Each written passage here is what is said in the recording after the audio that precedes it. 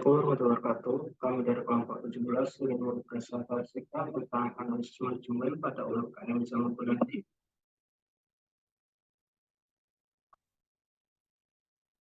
Kelompok 17 yang pertama Muhammad Basari, yang kedua Natalis Foto, Haji Kambi, yang ketiga Salsabila, yang Alivia, yang kelima Taswas, Yawar Dali. Tadi belakang, ini foto yang kami nampak.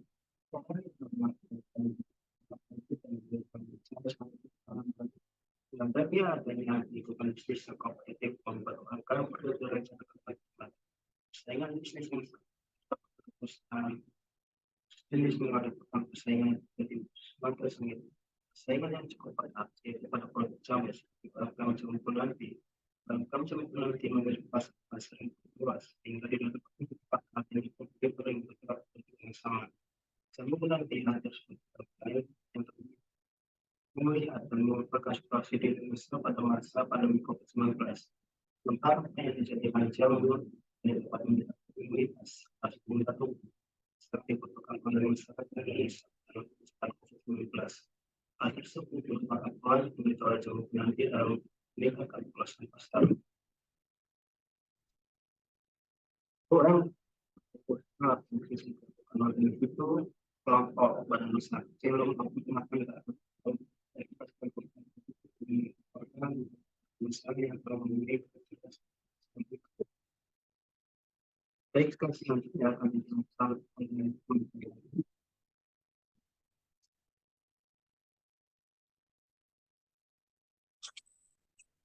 Baik, di sini ada pengertian mengenai jam buku nanti. Jadi jam buku nanti ini merupakan UMKM yang mempunyai produk sebuah jamu yang dipergunakan untuk meningkatkan imunitas serta stamina tubuh yang sangat dibutuhkan. Jam buku nanti pada awalnya diluncurkan pada waktu COVID-19 menyerang. Dalam hal ini, jam buku nanti memiliki peluang dalam menangkap perluasan yang terdapat pada pasar. Jam buku nanti juga memiliki kompetitor yang sama. Tingkat persaingan yang terjadi pada jam buku nanti terdapat beberapa faktor seperti harga, promosi, kualitas produk, pelayanan, dan sebagainya.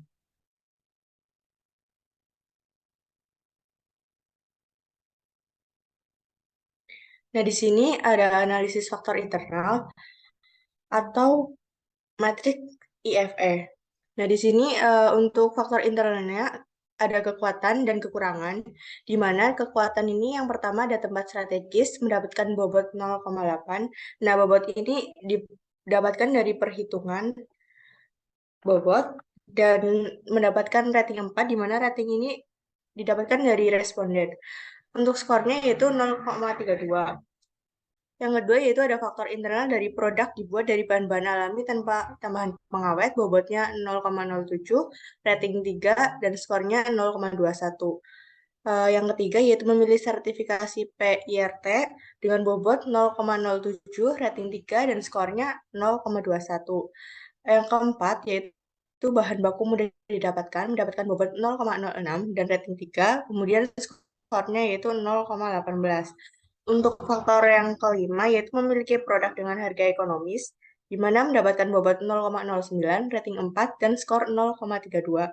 Untuk faktor internal yang keenam yaitu memiliki produk yang dikemas secara modern, menggunakan botol bersegel, memiliki bobot 0,08, rating 4, dan skor 0,32. Faktor ketujuh yaitu komunikasi antara tenaga kerja terjalin dengan baik, mendapatkan bobot 0,08, rating 3, dan skor 0,24. Untuk faktor kekuatan yang terakhir yaitu jiwa kekeluargaan antar tenaga kerja tinggi, mendapatkan bobot 0,08, rating 3, dan skor 0,24. Nah, di sini juga ada faktor internal terkait kekurangan. Yang pertama yaitu ada kurangnya promosi produk, mendapatkan bobot 0,08, rating 2, dan skor 0,16. Yang kedua yaitu tidak adanya pengendalian mutu pada produk. Yang ketiga yaitu peralatan produksi 80% manual. Yang keempat, struktur organisasi perusahaan yang kurang baik. Yang kelima, manajemen keuangan pada perusahaan belum baik. Yang keenam, kurangnya strategi peralihan pangsa pasar. Yang ketujuh, tidak adanya pengendalian mutu pada produk. Yang kedelapan, peralatan produksi 80% manual. Nah, di sini untuk bobot rating skornya dapat dilihat sendiri pada tabel. Untuk totalnya, bobotnya di sini ada 1 dan rata-rata skor atau total skor yaitu 2,74.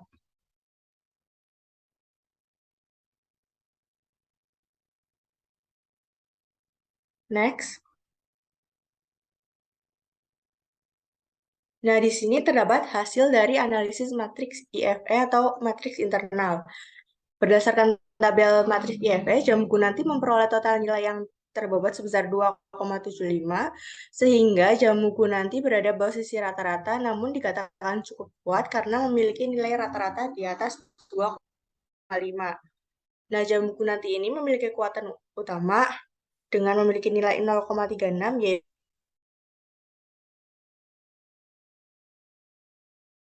di sini mampu meningkatkan keloyalitasan konsumen atau keinginan konsumen untuk membeli produk. Kualitas ulang Jamgu nanti dapat meningkat. Untuk kelemahannya yaitu Jamgu nanti kurang promosi produk dengan jumlah nilai 0,16. Promosi produk yang dilakukan Jamgu nanti saat ini tuh masih kurang. Hal ini dapat menyebabkan mengurangi pendapatan UMKM Jamgu nanti dan dengan kurangnya promosi produk menyebabkan kurangnya loyalitas konsumen.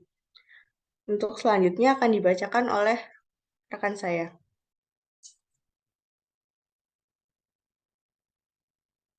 Ya, selanjutnya di sini ada analisis faktor eksternal atau EV matrix. Di sini ada dua faktor yaitu peluang dan ancaman. Untuk peluang sendiri ada yang pertama pertumbuhan jumlah penduduk yang sangat cepat, peningkatan gaya hidup masyarakat, pertumbuhan atau permintaan pasar yang semakin tinggi. Masyarakat Indonesia sangat membutuhkan imunitas tubuh yang tinggi, memiliki hubungan yang baik dengan pemasok, dan loyalitas konsumen. Sedangkan untuk ancamannya sendiri adalah meningkatnya inflasi di Indonesia, pengurangan penggunaan plastik, munculnya banyak pesaing produk jamu lain, kenaikan harga bahan baku, kemampuan beli konsumen menurun, terdapat produk pengganti yang lebih mudah diperoleh oleh konsumen. Total skor yang diraih adalah 3,01. Slide selanjutnya. Hasil analisis matriks EV, berdasarkan tabel matriks EV, Jamu Gunanti memperoleh total nilai yang terbobot sebesar 3,01. Maka Jamu Gunanti berada pada posisi kuat.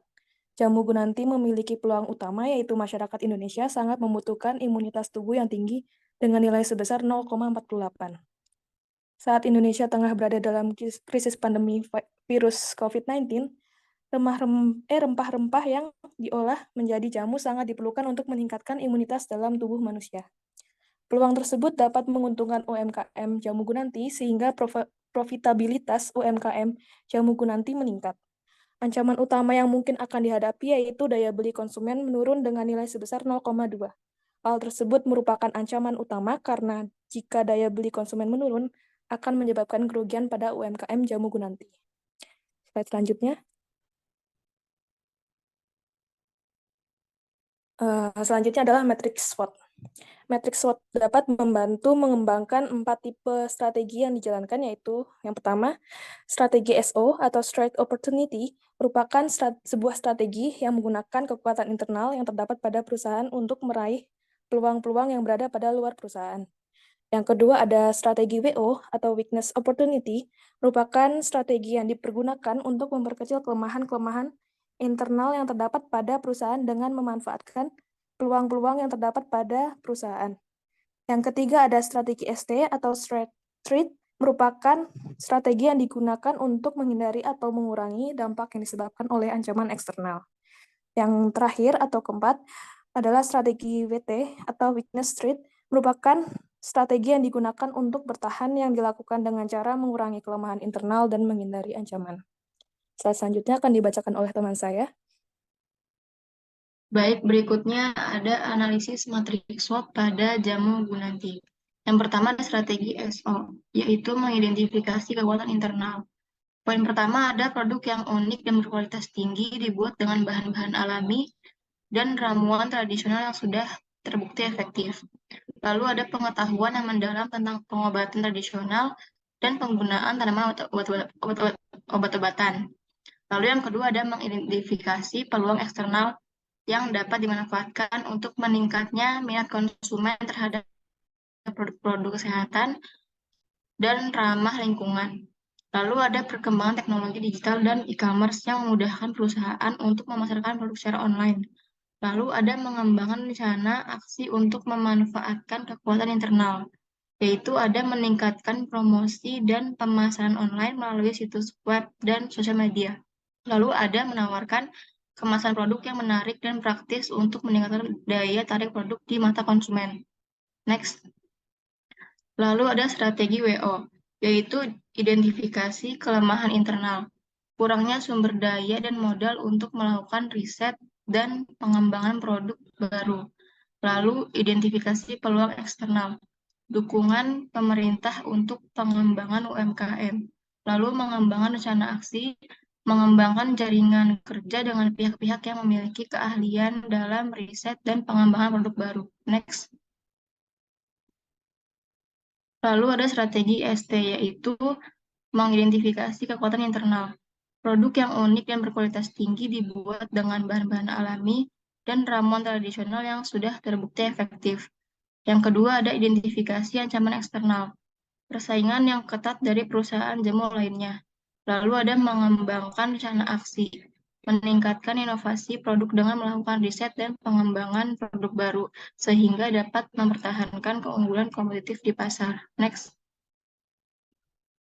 Lalu yang terakhir ada strategi WT. Yang pertama itu identifikasi kekuatan internal, kurangnya sumber daya dan modal untuk melakukan riset dan pengembangan produk baru. Lalu yang kedua ada identifikasi ancaman eksternal, fluktuasi harga bahan baku yang dapat mempengaruhi biaya produksi. Lalu yang ketiga ada mengembangkan rencana aksi, memperkuat kemampuan pemasaran dan promosi dengan memanfaatkan media sosial dan jaringan online, serta berpartisipasi dalam pameran dan acara yang berkaitan dengan produk jamu. Next. Akan dibacakan dengan rekan saya. Oke, selanjutnya adalah untuk diagram kartesius SWOT. Nah, berdasarkan dari analisis matriks SWOT, maka kita dapat menganalisis untuk diagram kartesius SWOT ini terletak di kuadran 2, yang dimana kuadran kedua ini, perusahaan dari jamu ini berada dalam industri dengan pertumbuhan pasar yang cepat, strategi intensif, dapat diversifikasi atau sebagai lawan integratif, biasanya merupakan pilihan pertama yang harus dipertimbangkan. Namun, apabila perusahaan tidak memiliki kompetisi khusus ataupun keunggulan kompetitif, maka metode alternatifnya adalah strategi integrasi horizontal. Sebagai pilihan terakhir, divestasi atau likuiditas harus dipertimbangkan. Divestasi menyediakan dana yang dibutuhkan untuk mengakuisisi perusahaan lain atau membeli kembali saham. Nah, berdasarkan hal tersebut, maka dapat diambil kesimpulan, faktor internal dan eksternal jamu Gunanti didapatkan berdasarkan analisis menggunakan matriks internal dan eksternal.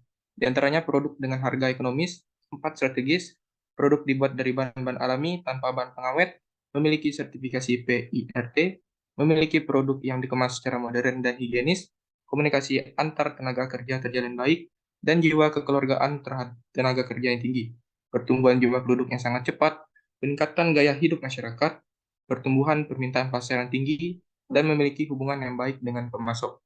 Strategi alternatif bersaing yang dapat diterapkan UMKM jamu Gunanti yaitu meningkatkan promosi produksi, meningkatkan penerapan teknologi modern, mempertahankan kesetiaan pelanggan, melakukan penetrasi pasar, memperluas pangsa pasar, mengembangkan produk, dan melakukan integrasi horizontal.